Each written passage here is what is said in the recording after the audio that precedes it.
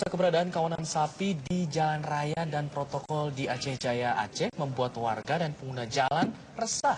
Ya, warga khawatir tingkat kecelakaan akan meningkat jika binatang peliharaan ini tidak ditertibkan.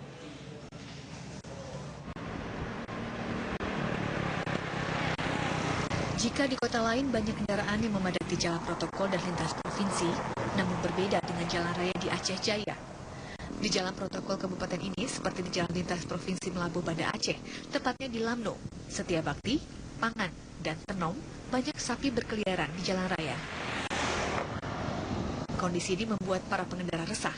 Selain mengganggu arus lalu lintas, kawanan sapi juga membuat bau tak sedap akibat banyaknya kotoran sapi di sekitar jalan. Sebenarnya kalau di sini banyak yang terganggu hal sapi di jalan, banyak orang yang musibah. Nah itu kalau bisa dihapuskan untuk sementara dengan musibah orang. Warga berharap pemerintah daerah segera menertibkan kawanan sapi ini dan menindak pemiliknya. Akibat keberadaan kawanan sapi di jalanan membuat angka kecelakaan di Aceh Jaya meningkat. Dari Aceh Jaya Aceh, Haidir Azhar, Syarkawi, TV One mengabarkan.